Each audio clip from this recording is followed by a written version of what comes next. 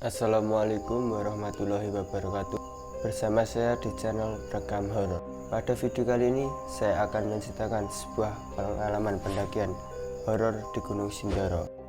Sebelum kita menuju ke ceritanya, jika kalian belum subscribe channel ini, silahkan subscribe channel ini agar kalian tidak tertinggal video-video menarik tentang kisah horor. Langsung saja kita menuju ceritanya. Cerita ini dialami oleh pendaki asal Solo. Mereka berjumlah 6 orang, 4 laki-laki dan 2 cewek. Sebut saja nama mereka: Angel, Okta, Kocan, Hafiz, dan Bima. Mereka melakukan perjalanan dari Solo pada malam hari, dan mereka melakukan perjalanan menuju base camp via Kledung kurang lebih 8 jam. Dalam perjalanan menuju base camp via Kledung, Bima dan Okta sempat hampir terjatuh ke jurang dikarenakan jalanan yang sangat licin. Setelah kejadian tersebut, mereka pun berjalan kembali menuju base camp via Kledung. Perjalanan pun mereka lalui dengan senang.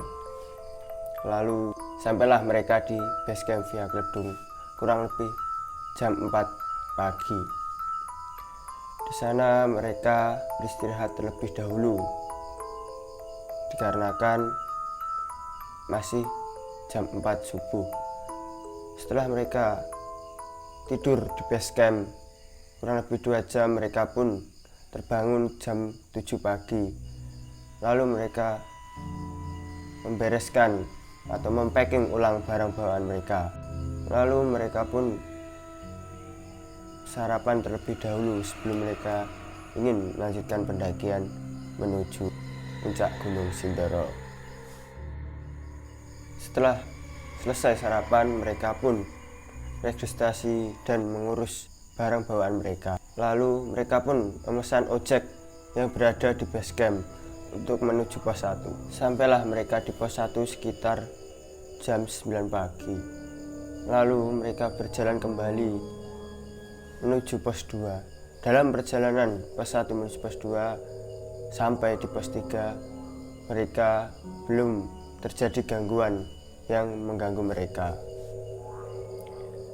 Lalu mereka berjalan kembali menuju sunrise camp atau tempat area camp mereka. Mereka berjalan kurang lebih 2 jam, mereka sampai di sunrise camp. Pada saat itu di sunrise camp menunjukkan pukul 6 malam. Lalu mereka mendirikan tenda dan memasak makanan untuk dimakan pada malam itu.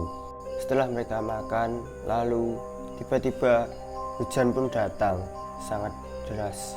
Lalu mereka masuk tenda. Saat itu menginjak waktu maghrib. Mereka pun hanya bisa di dalam tenda dan menunggu badai atau hujan deras itu berhenti.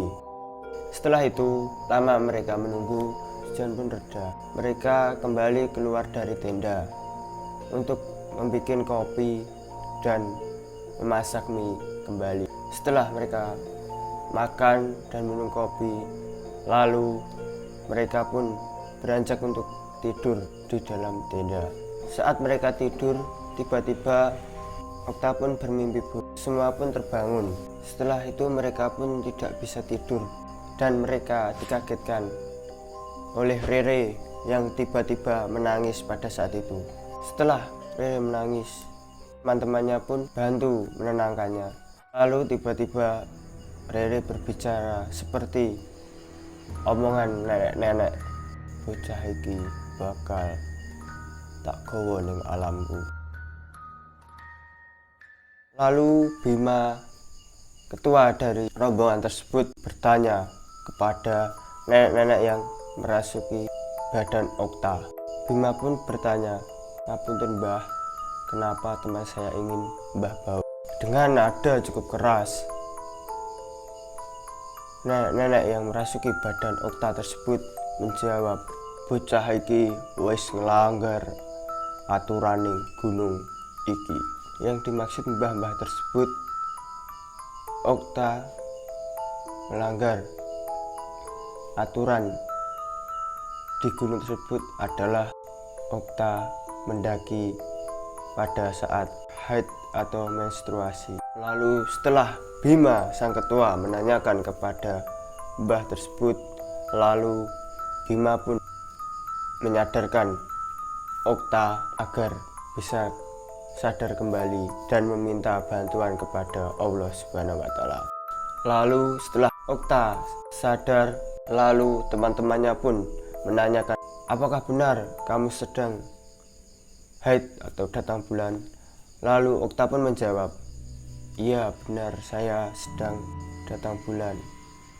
Mohon maaf teman-teman kalau saya tidak bicara dari awal. Setelah mendengar dari ucapan Okta, teman-temannya pun langsung marah. Setelah itu Bima sang ketua menenangkan semua rombongan tersebut. Mereka pun kembali tidur. Setelah mereka lelap tidur, mereka dikagetkan dengan tenda mereka yang ambruk. Lalu mereka pun bergegas keluar dan melihat apa yang terjadi pada tenda mereka. Mereka pun mendirikannya kembali. Tetapi pada saat mereka mendirikan tenda, mereka bingung. Padahal Okta sebelumnya ikut tidur dengan mereka. Lalu mereka tinggal berjumlah 5 orang. Bima sang ketua menyarankan untuk berbagi menjadi 2 kelompok atau 2 tim. Yang lainnya disuruh di tenda untuk mendirikan tenda kembali. Setelah kurang lebih 2 jam, Gocan dan Bima kembali lagi ke tenda. Setelah mereka mencari Okta, mereka pun mengatakan kepada teman-temannya bahwa Okta tidak ditemukan. Lalu Bima dan Gocan turun ke bawah untuk melapor ke base camp. Dikarenakan Okta belum ketemu. Setelah kejadian itu, rombongan tersebut ingin turun semua, tapi dilarang oleh Bima dan Gocan. Karena jika nanti Okta kembali dan mereka tidak berada di tempat tersebut, Okta pun pasti bingung dan mencari mereka. Lalu yang turun ke base camp hanyalah Bima dan Gocan. Mereka pun berjalan menuju pos 3. Saat perjalanan turun, Bima dan Gocan mendengar suara tangisan. Lalu mereka pun berdoa dan melanjutkan perjalanan kembali. Lalu suara tersebut semakin kencang dan semakin dekat dengan mereka. Mereka pun semakin takut sejadi-jadinya dikarenakan suara tangisan tersebut. Setelah itu mereka pun berjalan kembali dan malah ingin mendekati suara atau sumber tangisan tersebut. Setelah mereka berjalan dan menuju suara tersebut, dan ternyata tangisan tersebut berasal dari Okta yang hilang. Pada saat itu sedang dirasuki oleh penunggu yang ada di Gunung Sindoro tersebut. Mereka pun bingung karena mereka tidak ada pengalaman tentang cara mengobati atau menyembuhkan orang yang sedang kesurupan. Setelah mereka cukup lama menunggu Okta tersadar, alhamdulillah Okta pun tersadar sendiri. Lalu Gocan dan Bima membawa kembali Okta ke tenda. Setelah mereka sampai di tenda, mereka pun kembali tidur. Sampailah waktu subuh, mereka terbangun untuk melakukan summit menuju puncak. Mereka pun berberes dan memasak untuk mengisi tenaga mereka terlebih dahulu. Setelah mereka makan, mereka pun berjalan kembali menuju puncak. Dalam perjalanan mereka dikagetkan oleh sosok wanita yang berjubah putih. Saat itu posisi wanita yang berjubah putih tersebut berada tepat di depan jalur mereka yang akan mereka lewati. Belum sampai di situ kengerian atau keganjilan yang mereka alami.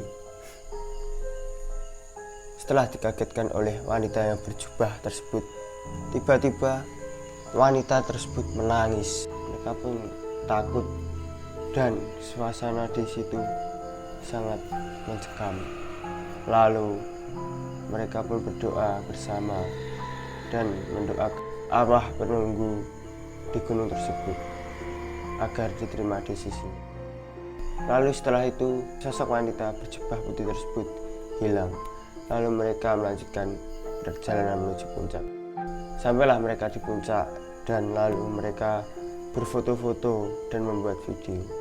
Setelah mereka selesai berfoto dan menikmati sunrise pada saat itu, mereka pun turun. Dan alhamdulillah dalam perjalanan turun mereka pun tidak terjadi apapun.